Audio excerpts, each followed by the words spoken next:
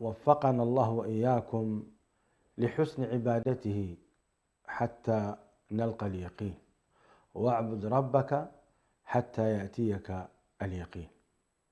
هذه الحلقة مخصصة على خطبة العيد التي ألقيت في قلب إريتريا عاصمتها أسمرة على لسان فضيلة الشيخ سالم بن إبراهيم المختار مفتي عام إريتريا. هذه الخطبة التي ألقاها فضيلته خطبة جامعة مانعة، بدأ فيها الشيخ بالتكبير والتهليل لله عز وجل، ثم ثنى بالصلاة والسلام على رسول الله صلى الله عليه وسلم، وترضى عن الصحابة الكرام البررة، مقررا منهج أهل السنة والجماعة في تعظيم الصحابة وتوقيرهم وإجلالهم. ثم تحدث الشيخ عن قضايا مهمة جدا تتعلق بالخدمات العامة والخاصة، وأشار أيضا لبعض الأمور السياسية، فكان لزاما علينا أن نعلق على هذه الخطبة التي أبدع فيها الشيخ بلغة عربية فصحى لا تجد فيها ركاكة ولا تجد فيها لحنا لغويا، وإنما كانت بأداء أدبي راقي يدل على علم الشيخ وقدرته على التحدث بهذه اللغة. وإن كنت أتمنى أن هذه الخطبة بعد أدائها أمام الجمهور أن تترجم أيضا باللغة التجرينية حتى يعم نفعها، ولربما قضايا إريتريا في يوم الأربعاء يترجمونها ويقدمونها للجمهور حتى يعم بها الفائدة. الحقيقة الخطبة جدير بأن تنشر وأن يسمعها كل مسلم ومسلمة، ليس في إريتريا فحسب بل في جميع أنحاء العالم. جزا الله الشيخ خيرا على هذه الخطبة التي لم يكن فيها إطراء ولا ثناء على من لا يستحق، ولم يكن فيها أيضا أي تجني أو إغفال عن بعض قضايا الأمة. لا أريد أن أستأثر بالحديث عن تفاصيل هذه الخطبة، فإني أتركها لشيخي وأستاذي الدكتور حسن سلمان الداعية المعروف، وهو ضيفي بهذه الحلقة كما هو ضيفي الدائم، فباسمكم جميعا أرحب به، وندخل بعد ذلك في عمق التعليق. أهلا وسهلا بالدكتور حسن سلمان. أهلا وسهلا، مرحبا بك وبالمشاهدين، وكل عام وعالمنا العربي والإسلامي وشعبنا الأريتري بخير، ويكون إن شاء الله بداية عام عز وكرامة ونهضة وسلام إن شاء الله لشعبنا ولعموم أمتنا. شيخنا، استمعنا جميعا لخطبة الشيخ مفتي عام إريتريا في أسمرة، وأيضا نشرت عبر الإعلام الإريتري في أنحاء العالم وتلقفها الناس، لكن لم أجد حقيقة حسب بحثي القاصر ممن علق عليها، فرأيت أن قناة سلام باهتمامها بالشؤون الإريترية على أن تعلق. الشيخ افتتح خطبته بالتكبير والتهليل والتحميد لله عز وجل، وصلى على النبي صلى الله عليه وسلم صلاة عطرة، ثم ترضى عن الصحابة الكرام أبا بكر وعمر وعثمان وعلي. ماذا يدل هذا الأمر؟ بسم الله الرحمن الرحيم، الحمد لله رب العالمين، والصلاة والسلام على رسول الله الأمين وعلى آله وصحبه أجمعين. أما بعد، أولا كما تفضلت شيخنا الفاضل، يعني الخطبة لها دلالات كبيرة جدا من حيث اشتمالها حقيقة على جملة من القضايا، ووقوفها كذلك على قواعد ما يعرف بقواعد الخطبة عموما، سواء كانت خطبة العيد أو خطبة الجمعة لها أركانها، فالرجل حرص على كل أن يحيط بهذه الأركان وبسننها وبواجباتها، فكان من بداية الخطبة إلى آخرها لم يخرج عن هذا المعطى أو هذا الجانب. النقطة الثانية، نحن أيضا نلاحظ الآن هذا هو العام الثاني تقريبا تنشر فيه خطبة الجمعة، ويشعر المسلمون في إريتريا بأن خطبهم على الأقل وأعيادهم يتم نقلها. يعني يمكن 30 سنة الناس لم تحظى بهذا النوع، وهذا من فضل الله علينا أن يكون هنالك صوت مسموع لأمة الإسلام في هذا البلد الذي تم حقيقة تجاهل كثير منه. وهو في الحقيقة صحيح أن النقل من أسمرة، ولكن علينا أيضا أن نشير بأن الخطب كانت على الأقل على المستوى الشخصي تم نقل كثير من الخطب من داخل إريتريا، سواء خطبة في كران أو غيرها من المناطق. فهذا على كل وسائط الآن، الوسائط والتكنولوجيا صارت تساهم بشكل كبير جدا في هذا اليوم.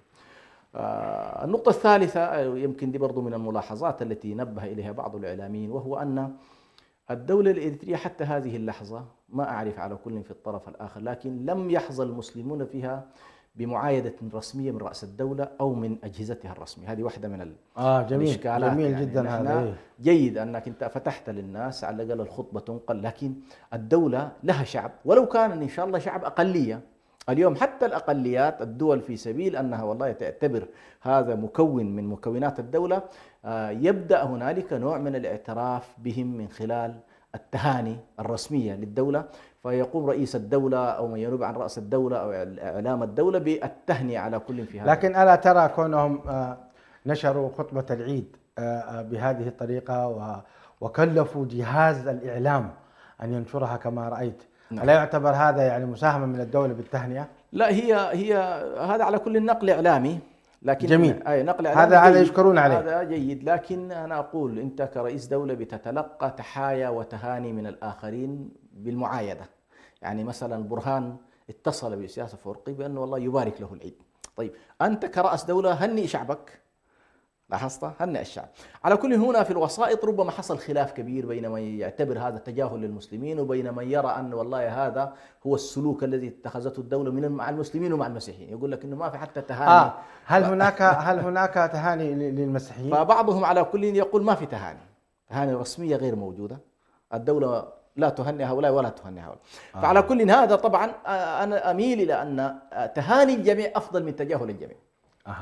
تهاني الجميع أفضل من تجاهل الجميع. في النهاية هذه مكوناتك، يعني هذه مكونات هذا الشعب، هذا هو الشعب، وبالتالي أن يكون هنالك اعتبار على كل لأديان الناس وثقافتهم، وأنت في نهاية المطاف تعطي إجازة وتعطي كذا وعندك مؤسسة رسمية اسمها مؤسسة الديانة.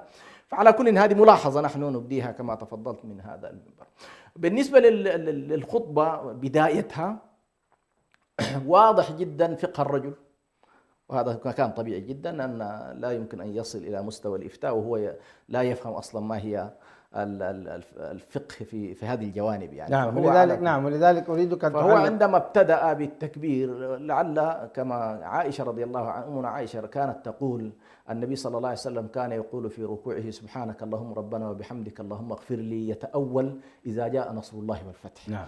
وكأنما هنا المفتي يتأول قول الله تبارك وتعالى ولتكملوا العدة ولتكبروا الله على ما هداكم ولعلكم تشكرون. جميل. فإظهار التكبير في هذا المقام وإظهار عظمة الله وجلال الله تبارك وتعالى، هذا يدل على أن المسألة فعلا ينظر فيها بشكل معمق. ثم بعد ذلك وفيه خالص التوحيد أيضا، إظهار التوحيد، إظهار العظمة، إظهار التكبير لله عز وجل أنه لا أكبر منه سبحانه وتعالى.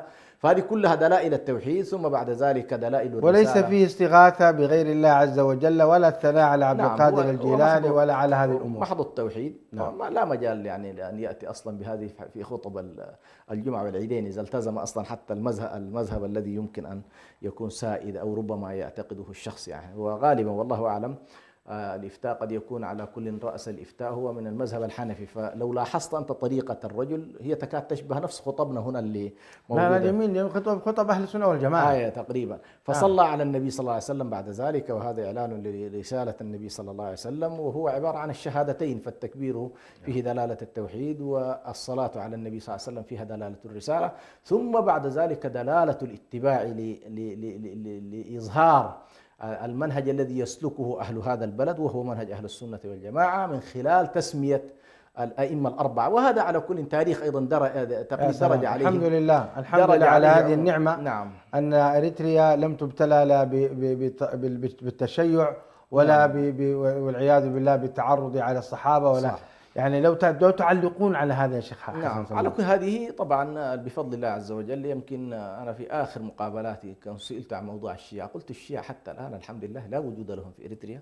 نعم. الإريتريا يعني تدور تقريبا في فلك المذاهب الأربعة من حيث الفقه، وتدور في مذهب أهل السنة عموما فيما يتعلق بالعقائد والتصورات والعبادات. فنحن بفضل الله عز وجل حتى هذه اللحظة ندور في إطار خريطة واحدة من حيث التصورات والأفكار. ولذلك التزم المفتي على كل ما هو معهود في خطب أهل السنة والجماعة من الثناء على الله والثناء ثم الصلاة على النبي صلى الله عليه وسلم ثم الترضي والترحم على المؤمنين ثم الدعاء لأمهات المؤمنين. هذه على كل هي جميل جميل، جزاه الله خيرا. في الدقيقة 4 إلى 4:38 ثانية تحدث الشيخ عن أهمية الفرح بالعيد. نشاهد المقطع ثم نعلق عليه. يتصاعد من أفواه تطهرت بالصيام. الله أكبر. في هذا العيد شعار نابع من أنفاس طابت وأرواح خشعت للملك العلام. الله أكبر. في هذه اللحظات صيحة امتنان تبثها القلوب شكرا لربها على التوفيق وحسن التمام. أيها العباد، إن العيد في نظر الإسلام ضرب عبادي متميز تأخذ فيه النفس البشرية حظها من اللهو الحلال الذي لا ينسيها الطاعة. فحافظوا على جوهر العيد وصونوا مظهره ونزهوه من كل ما يدنس طهره. كلام جميل نعم ودقيق. ماذا تعلقون على هذا؟ والله يا أخي، أولا أنا لفت نظري قوة العبارات وقوة الإلقاء وقوة الأداء بشكل عام. يعني من بداية الخطبة إلى نهايتها لا تلمس فيها ضعف، لا تلمس فيها انكسار. تشعر بعزة المسلم الذي يخرج منه التكبير وهو ممتلئ به في دواخله ثم يبثه بين الناس. وهذه مسألة مطلوبة عموما في الأئمة وفي الخطباء، أن ينقلوا روح الدين وروح الاعتزاز بدين الله تبارك وتعالى للناس. هذه مسألة مهمة جدا، وخصوصا من الإفتاء الذي يمثل رأس المؤسسة الدينية في إريتريا. هذا جانب. الجانب الثاني أيضا يعني لخص تقريبا مطلوبات العيد في كلمتين لخصها النبي صلى الله عليه وسلم. قال العيد هذه أيام أكل وشرب وذكر لله، بمعنى أنك تأكل وتشرب وتستمتع بالحلال وتفرح ولا تعيش المآسي والذكريات الحزينة.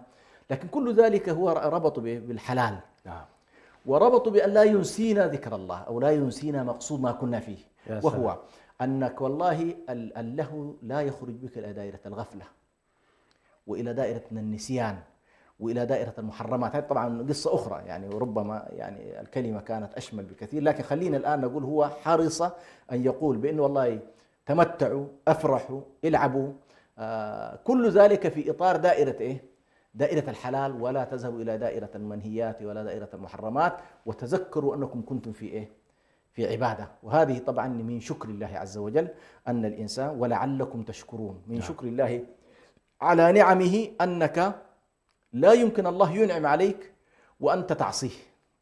الله ينعم عليك وأنت تعصيه. هذا على كل إشكالية كبيرة جدا. ولذلك جزاه الله خير الشيخ حرص أن ينبه الناس على أن والله استمتعوا بالعيد، أفرحوا بالعيد، هذه أيام فرح. ومهم جدا سبحان الله الأعياد حتى لو كانت هنالك مشكلات في الأمة، لكن من شعائر الدين وإظهار هذه الشعائر أنك تعيشها كما هي، وفي نفس الوقت لا تنسيك ذكر الله سبحانه وتعالى. جميل جميل. في الدقيقة 4:40 ثانية إلى الدقيقة 7:03 تحدث الشيخ عن تحريم الخمر والزنا، وتطرق إلى خطورة هذين الأمرين وأنهما سبب لدمار الشعوب. نستمع ثم نسمع إلى تعليقكم. الخمر أم الخبائث وجماع الإثم ومفتاح الشرور ونذير الفقر ومصدر الإجرام ومن أكبر الكبائر بعد الشرك بالله، فاحذروها فإنها تذهب العقل وتورث الخزي والندامة والفضيحة وتهلك الجسم بالأمراض والأسقام. واجتنبوا الزنا فقد نهى الله تعالى عن مجرد الاقتراب منه، فكيف بالوقوع فيه؟ قال تعالى: ولا تقربوا الزنا إنه كان فاحشة وساء سبيلا. فإن في الزنا خصالا قبيحة ماحقة مهلكة، فهو أفحش الفواحش، يهتك الأعراض ويخلط الأنساب ويفسد الأخلاق ويوقع بالأمة البلايا والأمراض التي لا علاج لها ولا دواء، والتي تكاد تفتك بالبشرية. جميل. كما لاحظتم أن الشيخ يحرم الخمر وهي محرمة، ولكن يحذر من فسادها وكذلك يحذر. وإريتريا مبتلى كبقية الدول بوجود الخمور في داخلها، ربما أيضا هناك مصانع تصنع هذه الخمور مع الأسف، وكذلك هناك بارات تبيع هذه الخمور.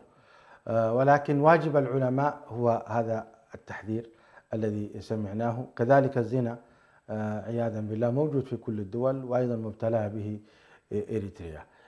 لكن تعليق الشيخ أو تحريم الشيخ وذكره لهذا الموضوع الحقيقة هو الذي نريد تعليقكم عليه، مدى أهمية هذا الموضوع.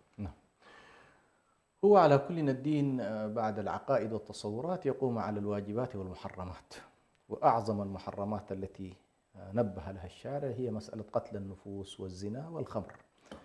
قتل النفوس فيه تقريبا إزهاق لمقصد النفس البشرية الذي أمر الله تبارك وتعالى أن تحفظ، فحفظ النفوس من مقاصد الشريعة، وحفظ النسل كذلك من مقاصد الشريعة، ووضع مقابله موضوع تحريم الزنا لأنه يبطل موضوع النسل واستمرار النسل البشري، وفيه كذلك مقصد مهم جدا وهو حفظ الفروج. الله عز وجل أمرنا أن نحفظ الفروج، ولن يتم حفظ الفروج مع انتشار الفواحش.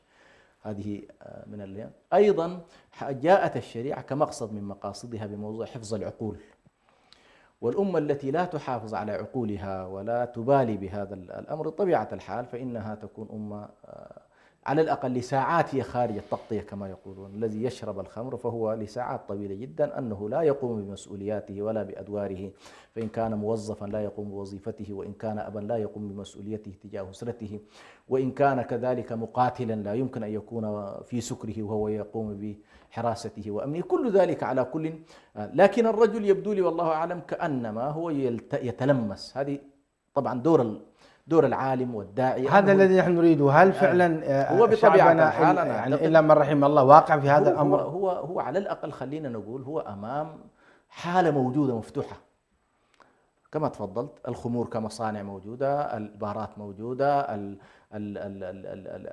ما يرتبط بهذه البارات أيضا من فتيات ونساء وغيرها بتصديقاتها أيضا موجود. هذه كل إشكاليات، لكن حقيقة الرجل جزاه الله خير يتحمل مسؤوليته الدينية أيضا ليقول الدولة قد تفعل ذلك، ولكن نحن يجب أن نحذر شعبنا من هذا الموضوع. يا سلام، هذا الذي أنا حقيقة عجبني. يجب أن نحذر شعبنا، وأن والله نحن دورنا الديني أي دورنا وعظي. لا نملك سلطة المنع حاليا، لكننا نملك سلطة النصيحة والتوجيه. نملك سلطة التوجيه وكذا، وأن نحصن أبنائنا، نحصن فتياتنا. وهذا الحفل الكبير جدا وهو حفل العيد هو يدرك كذلك بأن موضوع رمضان كان عاصم لكثير من الناس من الدخول في هذه المتاهة، متاهات الزنا ومتاهات اللي هي قضية الفروج والخمور. الصيام دائما سبحان الله وكأن يقول لا تعودوا لما كنتم عليه من قبل، يعني لا تعودوا إلى ما كنتم عليه، فأنتم الآن في نعمة من الله وفي عافية وفي ستر وفي حفظ وفي صون، فإن عودكم إلى تغييب العقل وإلى العودة إلى الفواحش فهذا مما يغضب الله سبحانه وتعالى. فعلى كل الرجل جزاه الله خير قام بما يجب عليه في هذه اللحظة، محذرا قومه ومحذرا الأمة المسلمة، ومحذر حتى أنا في تقديري هذه المسألة تتعلق بالمسلم وغير المسلم. يعني يجب أن يكون حفظ الفروج وحفظ العقول مقصد عام. يا مسألة العفة. العفة والطهر بلا شك هي تفيد الجميع. طيب، في الدقيقة 7:25 إلى 8:10 حذر فيه الشيخ عن أمر اقتصادي مهم، نعم. ألا وهو تحريم الربا، نعم. التعاطي بالربا، وكذلك الربا مع الأسف موجود في إريتريا. نستمع إلى المقطع ثم نستمع إلى تعليقكم حول ذلك. نعم. وإياكم والربا أكلا وتعاملا لضرره البليغ على الفرد والمجتمع، فإن آثاره ظاهرة لمن يتعاطى به، ولم يؤذن الله تعالى في كتابه عاصيا بالحرب سوى آكل الربا. نعم. تعليقكم. الربا على كل أيضا من الكبائر التي الله تبارك وتعالى نص على تحريمها، وهي علتها والله أعلم الظلم. لا تظلمون ولا تظلمون، أحل الله البيع وحرم الربا. نعم. وخصوصا الربا الأصلي الذي هو ربا الديون. ويبدو أن الإشكال الكبير الذي يقع فيه الآن تقع فيه تحديدا البنوك في إريتريا، هو موضوع ربا الديون، وهو مسألة الإقراض والزيادة على هذا الموضوع، ربا النسيئة. ربا النسيئة. فهو على كل ينبه إلى خطورة هذا الموضوع، ولكن خلينا أيضا نحن ننبه إلى، بما أننا نحن أيضا نقول الآن رأينا كإعلام على الأقل في هذا الموضوع، وهو ما يسببه هذا الموضوع من إشكالات، وهو عندما يكون والله البنك يتعامل بالربا، مع أن الحالة في إريتريا لا تتبنى النظام الرأسمالي، والربا مرتبط بالأنظمة الرأسمالية وليس بالأنظمة الاشتراكية. يعني النظام في إريتريا أقرب في إدارته الاقتصاد إلى النظام الاشتراكي. طيب ليش أنت ماشي وأنت نظام اشتراكي إلى موضوع الربا في البنوك؟ يعني يفترض هذا، لأنه مرتبط عالميا شيخ حسن. هي صحيح، لكن أنا أريد أن أقول البنوك المركزية العالمية هي اللي تتعامل بالربا. نعم. ابتداء من أمريكا إلى انتهاء بأضعف دولة. هي الآن قاعد تحدث إشكالية، هذا ما قصدته أنا، تحدث إشكالية موضوع الربا، وخاصة فيما يتعلق بالعقارات والاقتراض من أجل أنك أنت والله تبني بيتك.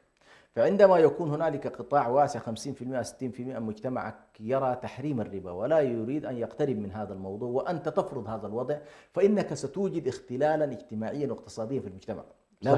لا بد السلطات أن تنتبه، وكأنما أنت تقول والله هذه البنوك أنا فاتحها للطرف بعينه فقط هو الذي يستفيد. جميل. الطرف الذي لا يرى حرمته لا. جميل. نحن نقول السلطة عليها أن تنتبه، إذا كان والله مفتي البلد يحرم وينبه الناس إلى أن هذا لا يجوز. نعم. معنى ذلك كل من يستمع إليه يفترض أنهم يلتزمون بهذا الوضع. إذا أنت 50% من مجتمعك لا يتعاطى هذا الوضع. نعم. فينبغي فلماذا تجبرهم؟ واحد من اثنين، إما أنك تفتح نوافذ لهؤلاء حتى يستفيدوا على الأقل مما بحيث تكون هناك بنوك إسلامية مثلا. نعم. وقروض غير ربا، أو أقل شيء أنت ما يتعلق بالقروض العقارية تتحملها الدولة، ويكون أي مواطن من حقه أن ضمن قانون معين إنه والله يحصل على القرض دون ربا. لكن فضيلة الشيخ أيضا يقصد تناول الناس بالربا في السوق السوداء. هناك ايضا سوق سوداء يا شيخ حسن. هذه اشكاليه على كل. يعني حتى المجتمع نفسه او بعض المجتمع نعم. يقع في هذا الجرم الكبير. وبلا شك للاسف الشديد نحن يسلف الريال بالريالين. لاحظنا شيخنا الان النقفه باثنين نقفه. هذه اشكاليه، ويبدو والله اعلم متاثره بالحاله السودانيه تحديدا، لانه سبحان الله الان في السودان وقعوا في بلوى عظيمه جدا، وهو بلوى تغيير العمله. فصار سبحان الله يجلسون امام البنوك بكاش ويقول لك والله نعطيك العملة الجديدة وتعطينا العملة القديمة وهكذا. فصارت في بلوى كبيرة جدا في هذا الإثم، مع أن هذا موضوع واضح جدا. هنا ربا التفاضل الذي أيضا هو النوع الثاني. العملة واحدة. تصور عجيب. يعني يقول لك مليون أديك 500. أعوذ بالله. أي واضح الربا. فإذا كان هذا انتقل أيضا إلى هناك، فعلى كل سواء كان ربا الديون أو كان ربا النسيئة أو كان الربا المتعلق بالتفاضل بين العملات، فكل ذلك من الأشياء التي حرمها الشارع وأعلن الله الحرب عليها. نعم، أشار فضيلته على هذا. نعم. هذه من الأشياء التي فإن لم وإنها تسبب حروب، فأذنوا بحرب من الله ورسوله. وقد يكون ما تبتلى به إريتريا الآن، نعم. دخول بحرب، الخروج إلى حرب، دخول حرب، وقد يكون هذا هو السبب. نعم. فكأن الشيخ يشير إلى هذا. لا بد من الالتفات إلى هذه الموعظة المهمة جدا، وهي للأسف الشديد تؤدي إلى اقتصاد الكاذب، إلى الغنى الكاذب، إلى حركة السوق الكاذبة، ما يكون في شغل حقيقي للأسف الشديد. في نفس الوقت في إيقاع للظلم على المحتاجين، مع أن الشريعة تنحو للمحتاجين أنك والله تذهب إلى التكافل، أنك تقرضهم دون إيه؟ دون مقابل. فعندما تستغل حاجة هذا الفقير لتعطيه دينا ثم تحاول بعد ذلك أن تبتزه بالربا، فهذا على كل ليس من أخلاقيات الإسلام. ولهذا جزاه الله خير السيد المفتي أشار إلى خطورة هذا الموضوع. فأشار الآن، نحن أمامنا الآن 3 محرمات أشار إليها: محرم واحد يتعلق بالاقتصاد، ومحرم ثاني يتعلق بالأخلاق العفة والنسل، نعم، والثالث يتعلق بالعقل. نعم. وبالتالي هذه 3 أشياء في رأيي مهمة جدا، وهذه حقيقة يعني فيها بالغ الحكمة في كون الشيخ نعم. يشير إليها إشارة، خصوصا في إريتريا، وكم نحن بحاجة نعم. إلى مثل هذه المواعظ. صدق. في الدقيقة 18 ثانية إلى 58 ثانية ذكر الشيخ أمرا غريبا أنا شخصيا لم أسمعه من الخطباء لا في العيد ولا في الجمعة، نعم. إلا قليل جدا، نعم. وقد يكون تفرد الشيخ بهذا، نعم. ألا وهو أوصى التبرع بالدم، وذكر أنه أفضل من الصدقة بالمال. برأيكم لماذا ذكر التبرع بالدم؟ هل هو مؤشر لحرب قادمة في إريتريا؟ نشاهد المقطع ثم نستمع إلى تعليقكم. ولا بد من التذكير بهذه المناسبة بعمل إنساني فريد قصرنا فيه، ألا وهو التبرع بالدم لإنقاذ الأرواح. والتبرع بالدم عمل نبيل، إذا كان للصدقة بالمال ثواب عظيم عند الله، فإن الصدقة بالدم أعلى منزلة وأعظم أجرا، لأنه سبب الحياة، والدم جزء من الإنسان، والإنسان أغلى من المال، وكأن المتبرع بالدم يجود بجزء من كيانه المادي لأخيه حبا وإيثارا، يغيث به ملهوفا، وينقذ به حياة مهددة بالموت. يا سلام، تعبير رائع. نعم. ورسالة يعني حقيقة قوية في هذا المجال. فعلا على ماذا يشير الشيخ؟ على كل الصراحة يعني إظهارها في هذا الموطن اللي هو العيد ومن هذا المنبر، ما أتصور أن المسألة لها علاقة بالمستشفيات والتبرعات العادية. يعني هذه مسألة يمكن أن يقوم بها الناس في أي جو طبيعي، لكن والله أعلم كأنما الرجل إما أنه يقرأ بأن هنالك حرب قادمة، وبالتالي لا بد بنوك الدم كما يقولون أن تكون جاهزة ومهيئة، أو على الأقل حتى من باب الاحتياط أنه احتمالية الحرب وتوقعها موجود، وبالتالي لا بد الناس أن تستصحب فكرة التبرعات، التبرع بالدم. وإذا قامت حرب بطبيعة الحال الجرحى أكثر ما يحتاجون إليه هو الدم، صحيح، موضوع الدم، وبالتالي والله أعلم كأنما هو يواكب على كل هذا الوضع أيضا، ويشير إلى إمكانية أنه وقد تكون أيضا على كل هذه واحدة من التوصيات اللي ممكن ترد إليهم أيضا، أنهم خطباء وجزء من الدولة، قد ترد إليهم هذه المسألة بأنه من توجيه من الدولة أنه والله نحن محتاجين على كل إلى الدم يعني. فنسأل الله سبحانه وتعالى أولا أن يحفظ شعبنا ويحفظ دولتنا ويحفظ جيراننا، بأنه في النهاية الحروب ضحاياها دائما سبحان الله هم الشعوب وهم الأبرياء يعني من كلا الطرفين. نسأل الله يجنب على كل شعبنا وبلدنا الحروب. اللهم آمين، اللهم آمين. الحروب الحقيقة ابتلاء عظيم، وتؤدي حقيقة إلى دمار في الأرواح ودمار في الأموال، ولا ندري يعني متى سيرفع الله عز وجل عنا هذا البلاء. فإريتريا تعاني حقيقة تقريبا شهر رمضان كله، يعني كثير من البيوت يعني أولياء أمرها لم يكونوا متواجدين مع أهاليهم، وإنما كانوا في الحدود استنفارا للحرب، ولذلك الله المستعان، الله المستعان. نواصل خطبة الشيخ الرائعة، حيث ذكر الشيخ أو أوصى بمجموعة من الوصايا بالمحتاجين من الأيتام والأرامل والفقراء والمساكين. ولأول مرة أنا شخصيا أسمع وصية الشيخ بالمعتقلين. نعم. وصية الشيخ أيضا بالمعتقلين، وخصوصا معتقلين المشايخ والدعاة. مشايخ والدعاة هذه زيادة من عندي، لكن هو عمم جميع المعتقلين سواء كانوا من العلماء والدعاة والعارفين، أو كانوا من عامة البشر في جميع الأمور، فإن الشيخ يوصي بأسرهم ويوصي بأهلهم. نستمع إلى المقطع ثم نعود إلى تعليقكم. أيها المسلمون والمسلمات، تذكروا وأنتم تعيشون فرحة العيد أن هناك يتيما ينشد حنان الأمومة الحادبة ويلتمس عطف الأبوة الحانية عندما يرى الأطفال يحضرون صلاة العيد رفقة والديهم وما ينعمون به في العيد. وتذكروا الأرملة التي توالت عليها المحن فقدت زوجها وتذكرت بالعيد عزا قد مضى تحت كنف زوج عطوف. وتذكروا الأسرة التي فقدت ابنا أو بنتا فتذكرت أعيادا كانت فيها مجتمعة فانكسر قلبها. وتذكروا المريض الذي أقعده المرض والمعتقل الذي أقعده الاعتقال عن حضور مشاهد العيد مع أبنائه وأسرته وإخوانه وغيرهم ممن حال العذر دون مشاركتهم فرحة العيد. ففرحة العيد وبهجته لا تكتمل إلا عندما تعم كل بيت وتشمل كل أسرة. فبادروا لتفريج كرب المكروبين وملاطفة اليتامى ومساعدة الثكالى والبحث والتنقيب عن أصحاب الحوائج الذين لازموا بيوتهم حياء من مد الأيادي وهم أشد الناس حاجة إلى المساعدة. كلام جميل. أي والله نعم. كلام جميل وأسلوب رائع. نعم. وفصاحة عالية. نعم. وأداء جميل. صحيح. ماذا تقولون في قضية المعتقلين؟ هذه الفقرة يعني بكاملها، أول فقرة لها علاقة بمسألة التكافل الاجتماعي، وكأنما في البداية تكلم عن حقوق الله تبارك وتعالى من حلال وحرام وكذا، ثم دخل بعد ذلك في حقوق العباد، وهذا من عين الفقه. فالدين كله حق الله وحق العباد. يا سلام. ليس أكثر من ذلك. فجزاه الله خير. هنا نبه إلى المستضعفين على وجه التحديد، الأرامل، الأيتام، المعتقلين، السجناء، المرضى.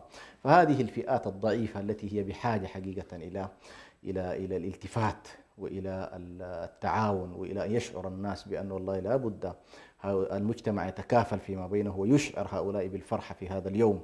ولهذا كان من حكمة النبي عليه الصلاة والسلام أنه لما شرع يعني الله تبارك وتعالى شرع له مسألة زكاة الفطر وقال أغنوهم في هذا اليوم عن السؤال. فأراد الشارع في هذا اليوم أن لا يكون هنالك منكسر يسأل الناس طعامه وشرابه. لا بد المجتمع كله في هذا اليوم أن يكون مستغني على الأقل في الحد الأدنى مما يتعلق بأكله وشربه. لكن اللفتة المهمة جدا كما تفضلت هي لفتة المعتقلين. وأنا أتصور كأن الرجل في النهاية يطرق بابه والناس تأتي إليه، وأكيد برضو له مساهماته وله اجتهاداته على كل في أن يوصل كذلك. لكن هذه المرة الوصية جاءت في سياق غير مباشر. صحيح هو أراد أن يقول للمجتمع انتبهوا إلى المعتقلين، انتبهوا إلى أسرهم، لكن في نفس الوقت أيضا هي رسالة مفتوحة أيضا لكل المسؤولين في أنه والله أيضا إذا كان المجتمع مطالب بالتكافل في موضوع المعتقل فالسلطة مطالبة بإطلاق سراح المعتقلين. يا سلام. هذه الصورة يا سلام. الغير مباشرة. فهو يطالب بأنه والله هؤلاء خاصة المعتقل الذي اعتقل ظلما وعدوانا بطبيعة الحال ولم يحاكم. نعم. هذا أولى من يوصى به. نعم. وأخذ لسنوات طويلة جدا لا يعرف الناس عنه ولا يزورونه هذه كلها إشكالات في تقديري تحتاج فعلا إلى معالجة. فأن يصل الأمر إلى مستوى أن المنبر الديني يصل فيه الخطاب إلى هذا المستوى إنه والله نحن ويسمعه الملايين من البشر. نعم. والكل سيتساءل بطبيعة الحال إنه هو الآن لا يتكلم عن سجناء عاديين، هو يتكلم عن اعتقال. الاعتقال دائما يرتبط بهذا النوع من الاختلاف الرأي أو اختلاف السياسي وكذا. فهذه على كل أيضا وسيمهد لها والله أعلم هو هذا الحديث. إذا أنت متوقع بأن والله الدولة قد تكون مهددة بهجوم، مهددة بحرب، طيب من أساسيات هذا الوضع أن تطلق سراح السجناء، أن تفسح عن الناس حتى المجتمع بكامله يقف معك ويدافع عن وطنه. نعم. ويقف معك بماله وجهده. أما أنك أنت تسجن أبنائه. نعم. ولا تسمح بمن يزوره ولا تعطيهم حقوقهم. صحيح. وتريد من المجتمع أن يحارب معك ويدافع. كأن هذه رسالة الشيخ أولى. كأنما هي هكذا. نعم. على كل سواء كانت مباشرة أو غير مباشرة. فأنا أعتقد على كلنا على كل حال هذا تحليل ولا نحن؟ نعم، لا نلزم الشيخ لا بتحليلنا. نلزم الشيخ. نعم. الخطاب فيه في تقديري ارتقاء بنسبة كبيرة جدا، وأنا ما أخفيك يعني في الوقت اللي الواحد معجب كان بالصيغة اللغوية والأسلوب والإيقاع والسجع والهناية، لكن في نفس الوقت مضامين الخطاب أيضا مضامين قوية ولامست فعلا وجدان كثير. لا، يعجبني جدا كلامكم شيخ حسن، وأنت تقول أن الشيخ تكلم عن حق الله عز وجل، نعم، ثم تكلم عن حق العباد وحق الخلق، وتكلم عن حق الخلق. نعم. حق الله عز وجل في التوحيد، نعم، هو حقيقة لم يتطرق مثلا بتكفير المشركين، نعم، أو بتبديع الذين هم، وإنما اكتفى بأن وحد الله سبحانه، نعم، وتعالى، نعم، وأثنى عليه خيرا بما هو أهله، نعم، وأعرض عن المشركين، نعم، وهذا بالغ الحكمة، نعم، حتى لا يحدث فتنة في الداخل، نعم، فإنه كأنهما يقول نحن نوحد الله، نعم، ولا نشرك به شيئا، نعم، ولا نؤمن إلا به سبحانه وتعالى، نعم، وأثنى على رسول الله صلى الله عليه وسلم، وأكد على أهمية الصحابة، هذه جزئية مهمة، نعم، ثم أكد على حقوق العباد، نعم، وحقوق يا سلام، نعم، هذا تقسيم وهذا. طيب نواصل الحقيقة الخطبة ومقاطع الشيخ، يعني حرصنا أن نأتي بها هكذا، نعم، حتى الناس يعني تتفاعل معنا وتلاحظ أن الخطبة لم تكن خطبة عادية، كانت خطبة موفقة ومعانة من الله عز وجل، ورسالة لجميع المسلمين. نعم. تحدث الشيخ عن أمر مهم جدا جدا، ألا وهو التعايش السلمي بين المسلمين والنصارى. نعم. وذكر في خطبته كما سنسمع إلى أن أول ما دخلت الديانتين في إريتريا دخلت من جهة البحر. وأوصى الشيخ بجمع الكلمة بين الفرقاء، وكذلك يعني أثنى على القوات المسلحة، ولم نجد في الخطبة ثناء عطرا لا للشخصيات ولا لأجهزة معينة، اللهم إلا لجهاز الكفاح المسلح لإريتريا، وهذا فيه أيضا يعني كما سنستمع منكم بالغ الحكمة. ودعا للسودان الشقيق دعوة طيبة ومباركة، ولم ينسى غزة العزة. نعم. وهذا يدل على أن الشيخ ودار الإفتاء يعني يواكبون الواقع ويتابعون أحوال المسلمين بحكمة وروية حقيقة، ويعني أعجبت جدا بهذا. نشاهد المقطع ثم نعلق عليها حسن يعني كلمة.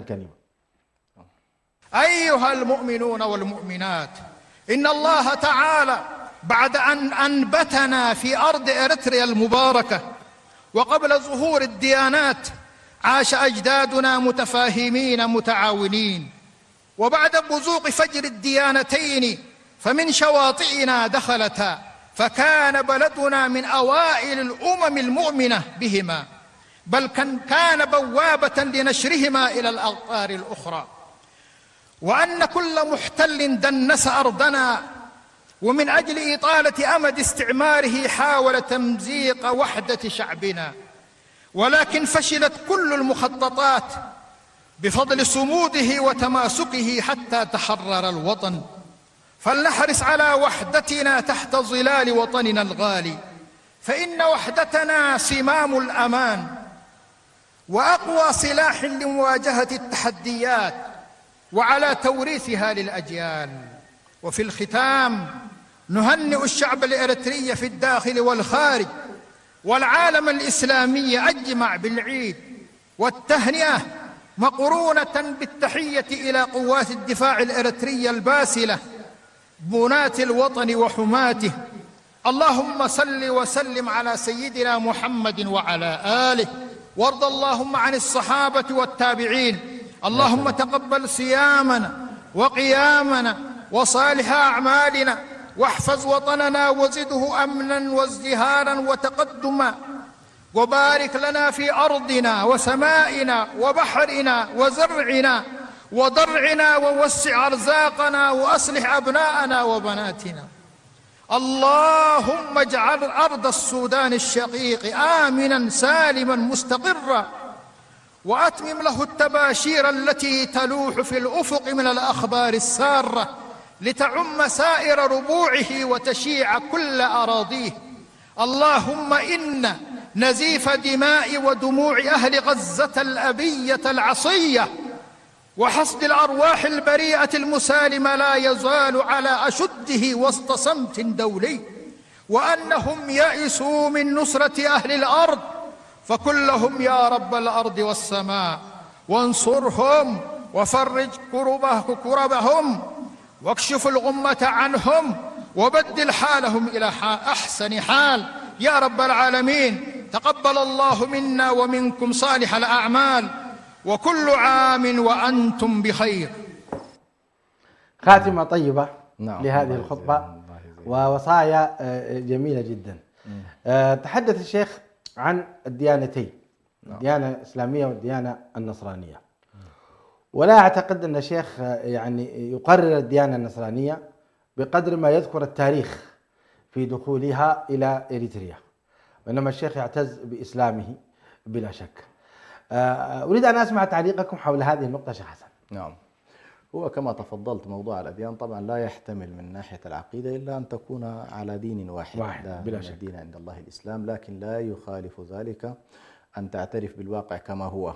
جميل. والله الواقع هكذا، الواقع فيه مسلمين، فيه نصارى، فيه غير الطرفين هذين، وبالتالي هو يقول بما أن هذه الدولة ذات طابع تعددي من حيث الدين تتطلب أن يكون هنالك تعايشا بين هذه المكونات وأن يكون هنالك سلاما بين هذه الأطراف. هو حقيقة لم يتناول الآن كيف يمكن أن يتحقق ذلك ويناشد أن يكون، لكن نحن نقول بأن موضوع السلام وموضوع التعايش ابتداء يتطلب أن يشعر الناس جميعا بأنهم في هذا البلد متساوون في الحقوق، متساوون في الواجبات، متساوون في هذا الشعور هو الذي يجعل كما يقولون موضوع الولاء الوطني هو ليس من طرف واحد، يعني ليس من المواطن تجاه الدولة، ولكنه أيضا حقوق واستحقاقات تأتي من الدولة إلى المواطن والمواطن إلى الدولة حتى أنت تحصل. فالآن ذكرنا جزئية بسيطة جدا، يعني كيف يمكن أن تكون هنالك حالة من الاعتقالات الغير مسوقة والغير مبررة ويشعر معها الناس بالغبن والظلم؟ كيف يشعر المسلمون بأن والله دعاتهم وعلمائهم ومساجدهم ومعاهدهم كذا مثلا، حتى النصارى يعتقلون شيخ حسن. أيوه، فهذه الإشكال. يعني أنت كلما استطعت أن تسحب فتيل الأزمات الداخلية كلما كان الشعب إيه؟ كان جميل. لكن لماذا ذكر الشيخ؟ ما الذي يرمي إليه؟ لماذا كان هو يدرك على كل هل هناك فعلا أمر خلاف داخلي وهو يدعو إلى توحيد الكلمة ووحدة الصف؟ هو في كل مرحلة شيخنا، في كل مرحلة يحصل فيها حرب الرهان دائما يكون على الاختلاف الوطني في أي مرحلة. حاليا مثلا أديك مثال، هنالك مثلا تحركات لكتلة من المسيحيين مثلا ينطلقون الآن من أثيوبيا، فتحت مكاتبهم، بنيت الآن قواعدهم العسكرية، فهو يدرك بأن ربما تريد بعض الأطراف أن تستغل هذه الحالة أيضا، أن يكون هنالك حالة النصارى. أيوة، فكأنهم يقولوا لا تنسوا أن نحن موجودين. الناس في النهاية هذا الأمر لن يؤدي بنا إلى نتيجة، لأن هنالك طرف آخر سيظل ينظر إلى أن هذا البلد لا يمكن أن يفرط فيه ولا أن يساوم فيه، وبالتالي إن والله التماسك والترابط والتعايش بيننا هو خير لنا، هو خير لنا، وهو الذي سينجي إن شاء الله هذه ربما الرسالة على كل التي يريد أن يوصلها. وفي نفس الوقت أشار إلى أن التاريخ قوى الاحتلال دائما كانت تقرب فئة وتبعد فئة. أي محتل بيحاول يقسم الناس، ما هي سياسة فرعونية، الاحتلال سياسة فرعونية والاستبداد سياسة فرعونية، يجعل الناس الشيع وطوائف ثم يقرب طائفة ويبعد يبعد طائفة. الشيخ على كل حال معروف بموقفه مع النظام، معروف بموقفه مع النظام، صح. وهذه الخطبة حقيقة خطبة جامعة مانعة، أظهرت فيها إسلامية الشيخ. نعم. وقوته في هذا الجانب، وخاصة هذه العبارة الأخيرة. نعم. أن الديانتين دخلتا إلى إريتريا من شواطئ إريتريا، وأكد فيها على أن التعايش السلمي هو أولى لنا. نعم. نعم. فماذا هو على كل خلينا نقول إذا مشينا نحن في التحليل دون أن نحمل الشيخ الآن تبعات تحليلنا زي ما تفضلت. هو أيوة، لا نحمل، نحلل. من حقنا أن نفرح بهذه الخطبة. يعني نحن نقول كلما جاءت دائما مهددات وجودية للوطن الخطاب يأخذ هذا المنح، نلاحظها. يعني احنا نرصد هذه الحالة، وخاصة الحالة الإسلامية يسمح لها ويدوها هامش بشكل كبير كلما اقتربت من حالة الحرب. هذه ملاحظات على كل موجودة. الأمر الثاني هو أيضا يدرك بأنه والله هذا البلد إذا لم يعني حرب التحرير الطويلة لو كان الانقسام الطائفي موجود ما تحررت إريتريا. يعني دخول إسياس في الكنيسة وتقبيله للصليب نعم في ما قبل رمضان، هل له علاقة بهذه أو الأمر عادي؟ لا أنا لا أتصور له علاقة عموما، لكن له علاقة بواقع على الأرض، وهو أن عموما بشكل عام الحروب التي نلاحظها في المنطقة يتطلب أنه والله العنصر المسلم والمكون المسلم على وجه التحديد أن يكون موقفه موحدا إزاء كثير من القضايا. هذا المنبر اللي هو المنبر الديني يبدو لي يرسل هذه الرسالة، نحن يجب أن لا نفرط في البلد، أن هذا البلد بالنسبة لنا لا خيار لنا إلا العيش فيه، أن الله هو قال زرعنا أو أنبتنا الله، فنحن أنبتنا على وجه هذه الأرض ويجب أن لا ننتزع منها وأن لا يحصل اقتلاع لنا منها. ونحن نلاحظ الآن البلدان كلها تعيش حالة من الحروب وحالة من الإشكالات الداخلية، فيجب أن لا نجر. يعني هل هو شعر كأن النصارى بدأوا يتقوون علينا في إريتريا؟ هل هذا فيه شعور تلاحظ؟ ولذلك يؤدي هو كلمته يقول لابد لنا من لا هو قد غير الجانب ده بغض النظر هذا الشعور موجود أو لا، لكنه والله أعلم أيضا يعبر عن شعور كثير من المسلمين بالاستياء أكثر من أنه والله طوائف كثيرة أو فئات كثيرة من المسلمين يشعرون بأنه والله يا أخي هذا البلد بعد تحريره لمدة 30 سنة لم يجدوا فيه الوضع الطبيعي حتى هذه اللحظة. جميل، لكن أنت حدثتني أكثر مرة في جلسات مختلفة شيخ حسن بأن هناك فيما يتعلق يعني توجه النظام بتحالفه مع بعض التجراي ضد أبي، أن هناك الشعب الإريتري في الخارج من هو مؤيد للنظام رغم مخالفته له في جوانب أخرى، ومنهم من هو معارض تماما ومؤيد إلى جانب أبي أحمد. نعم. هل خطبة العيد لها تدخل في هذا الجانب؟ هو أكيد لها تدخل. هذا الذي أنا في النهاية يتابع. يعني أديك مثال، الآن نحن في كل مرحلة يأتي فيها حرب المعارضة السياسية تنقسم مش مع وضد، بالعكس يعني طرف من المعارضة مباشرة يندمج في الحالة ويكون مع النظام إلى وينسى خلافاته إلى أن تنتهي الحرب، ولا ينسى خلافاته. لا يبقى. وطرف آخر لا يكون مع النظام ولكنه لا يكون مع الطرف الآخر فيلزم الصمت. أحصى هي كده. وهنا أنا أتكلم خاصة عن المكون المسلم. المكون المسلم في كل مراحله لا يكاد يصطف مع حالة تؤدي إلى انهيار المكون النصراني. طيب المكون النصراني فيه اختلاف يعني مثلا ما موقفهم؟ أديك مثال، بعضهم مثلا في الحرب الأثيوبية اللي حصلت مع التجراي نصف المجتمع المسيحي كان مع التجراي مثلا، وقف مع التجراي. حاليا يعني قطاع على كل ليس بسيط. كثير. حاليا في هذه المرحلة التي نحن فيها هنالك أيضا من يرى إنه والله ارتباطه مع التجراي أكثر من ارتباطه مع الحالة مع الحالة الإريترية. فالعنصر المسيحي على كل عنده مشكلة لا أجدها مثلا في العنصر المسلم. العنصر المسلم مشكلته مع النظام السياسي وليس مع الدولة. إذا من هنا نبين حكمة الشيخ. نعم. في أن الأصلح لنا يا شعبنا الإريتري نعم. أن نتعايش. نعم. وأن نحترم بعضنا بعضا. صحيح. وندافع عن وطننا. نعم. الذي أنبتنا فيه. نعم. بلاش خصام، بلاش خلاف، بلاش تصادم. نعم. يا نصارى يا مسلمين. نعم. كونوا أمة واحدة ضد أي عدو خارجي. هذه الخلاصة. هذه خلاصة. جزاك الله خير. شكرا. أيضا طبعا في نقاط جميلة صراحة يعني نبه إليها الشيخ، وهو التفاته إلى السودان والتفاته إلى غزة. نعم. هذه لاحظناها في العيد الماضي العام الماضي. نعم. ولاحظناها الآن سبحان الله. يعني هو يعيش على كل هموم أمته، وهذا الوضع الطبيعي للمنبر الديني أنك أنت تعيش حال السودان الشقيقة اللي هو دولة مجاورة وما يجري فيها من إشكالات. وهنا طبعا نحن لا ننسى حقيقة الوقفة التي وقفها الشعب الإريتري بشهادة كل السودانيين إنه الدولة الوحيدة التي تعاملت مع الذين. على فكرة الأخ الإريتري الذي استقبل الأسرة. نعم. شنغراي. نعم شنغراي. السودانيون اشتروا له بيتا ما شاء الله وفتحوا له دكانا. يا سلام. اي والله. وكنا نحن كشعب إريتري نريد ان نكرمه. نعم. فاذا بالسودانيين يسبقوننا يا سلام. ويفتحون له ويبنون له بيتا. حقيقه يفتحون له دكانا ويقولون لشعوبهم السودانية الموجودة في المنطقة لا تشتروا إلا من عند هذا الرجل.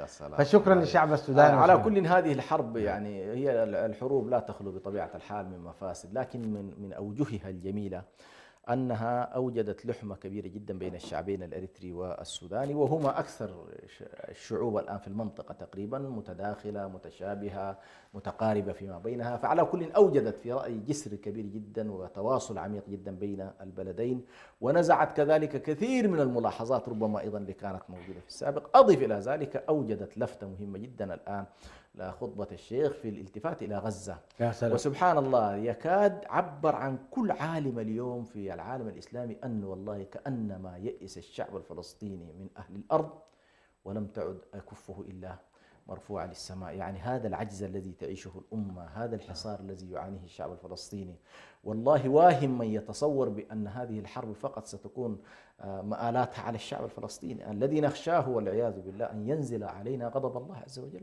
في كل الشعوب التي والله عجزت أن تقدم شيء، والحكومات التي، وهكذا على كل سنة التاريخ. من ينظر من يخذل مسلما، من يخذل مسلما في موطن يستحق فيه النصرة خذل في موطن أيضا بنفس الطريقة. فالذين يتصورون بأن والله هذه الحرب دائرتها فقط الدائرة الفلسطينية أو دائرة قطاع غزة هؤلاء يواهمون، سواء كانوا حكومات أو شعوب أو كل هذا لن يكون بهذا الشكل. والله سبحانه وتعالى بلا شك سيكرم إن شاء الله هذا الشعب يوما بفتح إن شاء الله قريب. شيخ حسن، أتقدم إليكم بالشكر الجزيل على هذا التعليق الجميل، كما أتقدم بالشكر الجزيل لفضيلة الشيخ سالم بن إبراهيم المختار.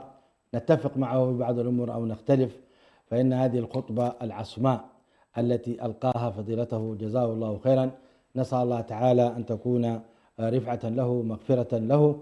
وأيضا نفتخر حقيقة بهذه الخطبة التي صدرت من قلب عاصمة إريتريا بلادنا أسمرة إلى العالم الإسلامي. والشكر الموصول لوزارة الإعلام التي نشرت هذه الخطبة، ونسأل الله تعالى أن يستمر هذا الخير.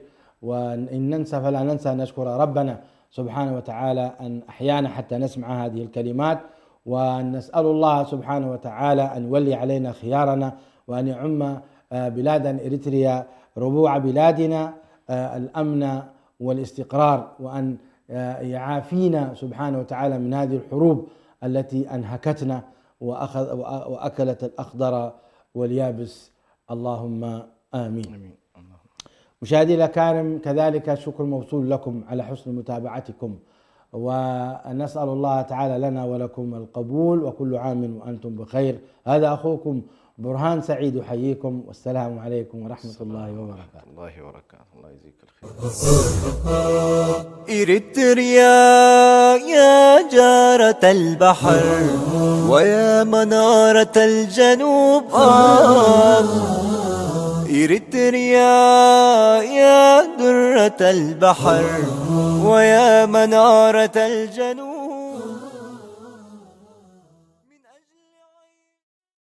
من